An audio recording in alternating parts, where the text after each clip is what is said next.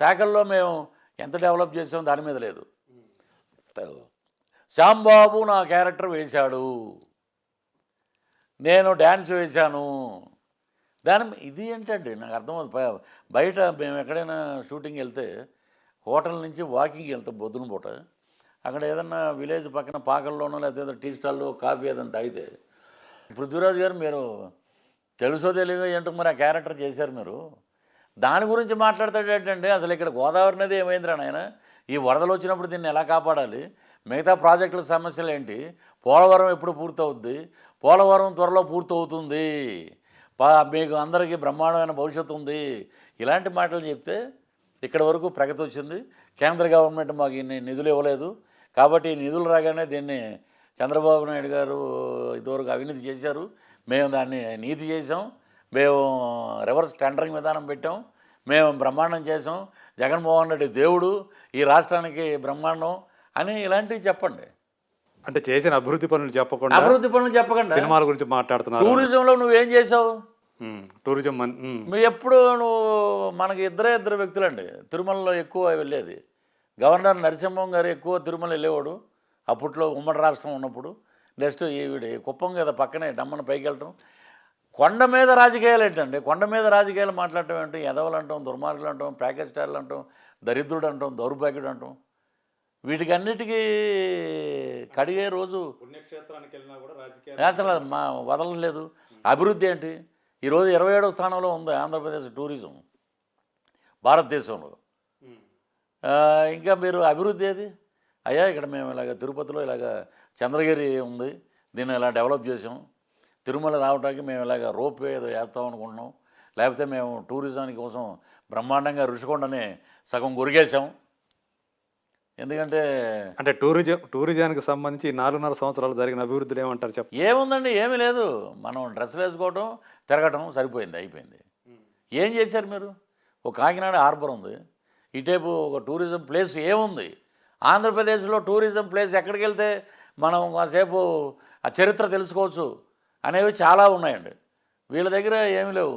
బూతులు నేర్పడానికి ఒక స్కూల్ పెట్టాం నగిరి, రండి బూతులు నేర్చుకోండి, గవర్నమెంట్ లబ్ధి పొందండి, రండి ఇక్కడ పిహెచ్డీలు ఇస్తాం, ఇక్కడ డిగ్రీలు ఇస్తాం అనే ఒక సీఎం లెవెల్లో ఉన్న వ్యక్తి చైర్లో కూర్చుని ఒక ఫంక్షన్కి వెళ్ళినప్పుడు, ప్రజలకు సంబంధించిన ఒక కార్యక్రమానికి హాజరైనప్పుడు జోగి రమేష్ లాంటి వాడు ఒక మంత్రి, బీసీ మంత్రి, బీసీలు నా ప్రాణం నా ఇదే అన్న మంత్రి ఎన్ని మాటలు మాట్లాడాడండి. ఆయన చూసి ఇలా కూర్చుని ఆయన ఎలా నవ్వుతున్నాడు, ఖండించాలి కదా ఆయన. రే ఏంట్రా నువ్వు మాట్లాడేది, రేపు పొద్దున్న ఏం చూసుకుని మాట్లాడుతున్నావు, ఏంటి నీ బలుపేంటి, నీ అహంకారం ఏంటి అని అడగాలి కదండి. అలా నువ్వేం మీరే ఎంకరేజ్ చేస్తుంటే, మీరే సపోర్ట్ ఇస్తుంటే ఇంకేముంది ఇంకా వ్యవస్థ? ఎక్కడైనా ప్రెస్ మీట్ ఉందా? ఇప్పుడు మనం ఢిల్లీలో ఆయన్ని ముఖ్యమంత్రి ఆయన కేజ్రీవాల్ గారు ఏ మెట్రో ఏసా ఢిల్లీ మే అవుట్ సైడ్ మొత్తం పొల్యూషన్ ఉంది, ఆ పొల్యూషన్ మేము దాన్ని కంట్రోల్ చేయడానికి ట్రై చేస్తున్నాం. ఇలాగా వింటర్ టైంలో ఈ పొల్యూషన్ వల్ల లేనిపోని డస్ట్ అంతా రావటం వల్ల కార్లు హైవేలు అటు ఇటు యాక్సిడెంట్లు అవుతున్నాయి. సో దీన్ని నిర్మూలించడానికి మేము ప్రయత్నిస్తున్నాం. ఇక్కడ మురికివాడలన్నీ మేము ఖాళీ చేయించి వాళ్ళ కోసం సపరేట్గా ఒక మంచి భవనాలు నిర్మించడానికి ప్రభుత్వం కృషి చేస్తుంది. ఇలాగే ఆటో డ్రైవర్స్కి, ఇలాగ చిన్న ఉద్యోగస్తులకి జనం గురించి, జన సంక్షేమం గురించి మాట్లాడితే కావాలి కదండి. విద్య, వైద్యం, వారికి కావాల్సిన ఉపాధి. అంటే ఇప్పుడు ఆంధ్రాలో అవి జరగట్లేదు అంట. ఎక్కడుందండి ఇంత ఇదిగా ప్రెస్ మీట్ పెట్టిన సీఎం ఎక్కడా? ఆయన మీకు కొడితే ఏదంటే ఆలోచించండి, ఆడొక ఎదవా ఈడొక ఎదవా అని మాట్లాడటం తప్ప, ఒక చెయ్యి ఇలా చూపిస్తే 3 ఏళ్ళు మనకు తిరిగి చూపిస్తాయి. కానీ ఇప్పటికీ కొంతమందికి నెలకి ఎంత అని చెప్పేసి ఉన్నాయండి ఇవ్వటం, కొన్ని స్కీమ్స్ అమలు చేస్తున్నారు కదా. నెలకు వచ్చే ఈ ప్రజా సంక్షేమం మేము చేసాం, అభివృద్ధి చేసాం, స్కీమ్స్ బోర్డు పెట్టామన్నారు, నెలకి ఇస్తున్నామని. ఎందుకు నిన్న కాక మొన్న కాపు నేస్తామని చెప్పేసి రిలీజ్ చేస్తారు, దాంట్లో అకౌంట్ కాపు నేస్తం ఎప్పుడు వచ్చిందండి? ఇప్పుడు కాపులు బాగా ఉధృతంగా వెళ్తున్న టైంలో కాపు నేస్తం అని వచ్చింది. అంటే కరెక్ట్‌గా అంటే పొత్తు ఈయన ప్రకటించిన తర్వాత 2 రోజులకి రెండో రోజుకే కాపు నేస్తం. అయితే ఇవన్నీ జనాలు బాగా కాపులు కూడా చాలా ఇది కూడా రాజకీయంలో భాగమే అంటారు. రాజకీయంలో పార్ట్ అండి అది. Is a part of politician, అంటే పార్ట్ టైం పొలిటీషియన్. కాపులందరూ కూడా మళ్ళీ జనసేన వైపు వెళ్లకుండా నిలుపుదల చేసే ఇప్పుడు కార్యక్రమంలో భాగం అంటారా? అది వాళ్ళ ఊహ, వాళ్ళు అనుకున్నటువంటి పరిజ్ఞానం. హ్మ్. ప్రజల పరిజ్ఞానం వేరే ఉంది.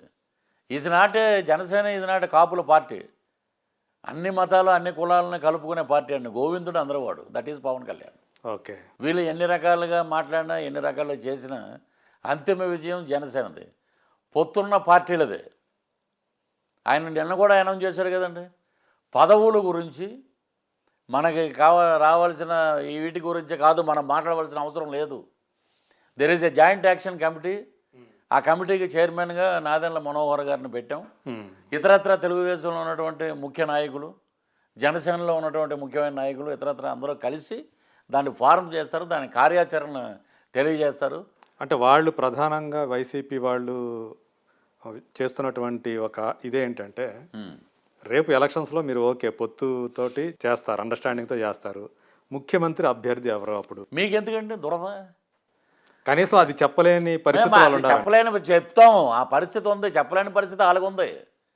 ఆయన కాకపోతే ఆయన జైలుకి వెళ్ళిపోయాడండి. ముఖ్యమంత్రి ఎవరు? నేను అడుగుతున్నా. ఎవరు ముఖ్యమంత్రి? జోగి రమేషా?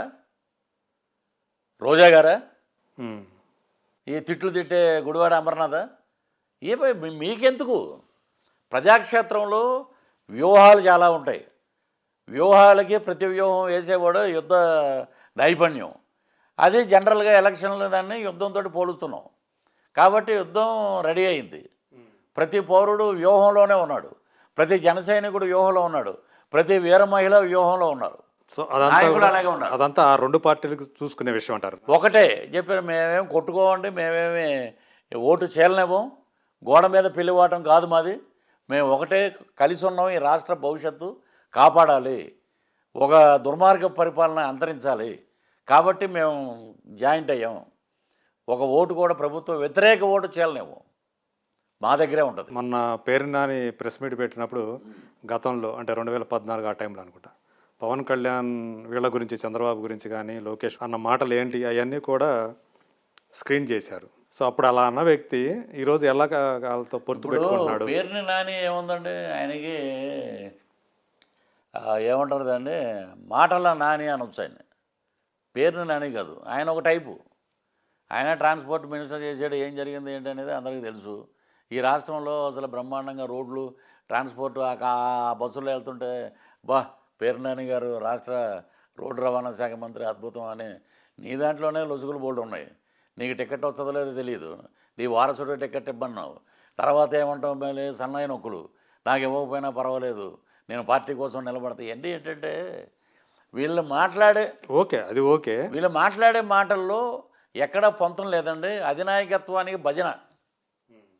వీళ్ళ నోట్ల నుంచి వచ్చే మాటని జనం విశ్లేషించే దాని గురించి ఆలోచించే అవసరం కూడా జనాలకి లేదండి. అంటే అప్పటికి ఇప్పటికి అంటే ఆయనలో ఆ మార్పు ఎందుకు వచ్చిందంటారు? అప్పటికిప్పుడు మార్పు అంటే ఇప్పుడు చంద్రబాబు గారిని అక్రమంగా అరెస్ట్ చేసి లోపల పెట్టారు.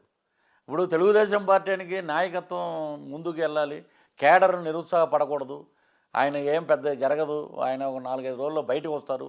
కాబట్టి ఇంత దుర్మార్గ పరిపాలన నేను ఆలోచించాను. Yes is the right time. నేను కలిసాం, పొత్తు అంటే పెట్టుకున్నాం. చంద్రబాబు నాయుడు తర్వాత నారా లోకేష్ మీద ఇదివరకు ఆయన ఏదైతే వ్యాఖ్యలు చేశారో వాటి మీద ఆయన మళ్ళీ పునరాలోచించుకున్నారా? ఇప్పుడు ఆయన మైండ్ సెట్ మారిందా అని? ఆయన మైండ్ సెట్ మారటానికి ఈయనేమి అతనికేమో తల అంటట్లేదు కదండి. ఇతనేమి మసాజ్ పార్లర్ కాదు కదా. మా మైండ్లో ఏముంది, మా వ్యూహాల్లో ఏమున్నాయి. వాళ్ళకి వ్యూహం తీయటానికి రామ్ గోపాల్ ఉన్నాడు కదా. మా మా ఆ వ్యూహాన్ని ఎదుర్కోవటానికి ప్రతి వ్యూహానికి ప్రజలు ఉన్నారు. 2024 వర్డిక్ట్ అద్భుతం, ప్రజారాజ్యం, ప్రజలు కోరుకునే ప్రభుత్వం, జనసేన కళల ప్రభుత్వం, ఇవన్నీ వస్తాయండి. అంటే ఆ వ్యూహానికి జనమే ప్రతి వ్యూహం. అంతేనండి. ఓటు ద్వారా తీర్పు చెప్తారండి. గోబ పగల కొట్టేస్తారు ఒక్కొక్కటి. అంటే రేపు పొత్తు ఎడతిరిగి ఖాయమైంది. అవునండి. సో ఇక్కడ కూడా అంటే ఎన్ని సీట్లు ఇస్తారు ఏంటి అనే దాని మీద కొంచెం జరుగుతున్నాయి కదా, తర్జన భర్జన జరుగుతున్నాయి.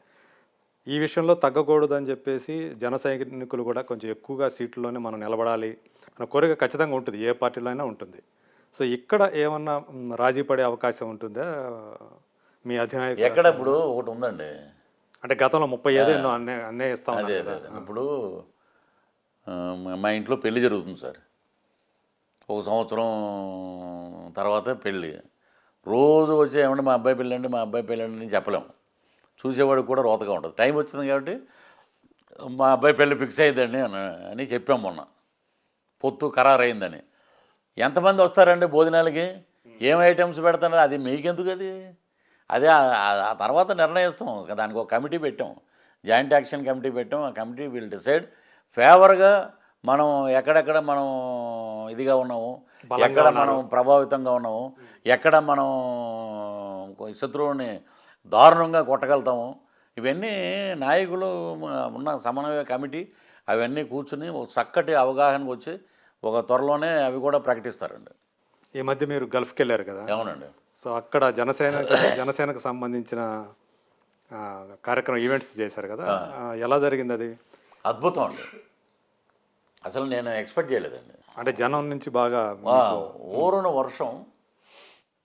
సెప్టెంబర్ 2వ తారీఖు దుబాయ్లో ఆయన బర్త్డే ఆ ఫంక్షన్ కార్యక్రమం జరుగుతున్నప్పుడు మీటింగ్ మాట్లాడితే అరౌండ్ 11 వరకు వర్షంలో తడుస్తూనే ఉన్నారు. కానీ ఇంచుమించు ఒక 5-6 వేల మంది పబ్లిక్ అండి. వాళ్ళు ఒకటే అండి, పృథ్వీరాజు గారు మీరు చెప్పినవి మాకు బాగా నచ్చినాయి.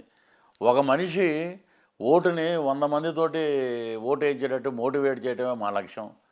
కాబట్టి గల్ఫ్ కంట్రీలు మొత్తం వచ్చారండి అక్కడికి.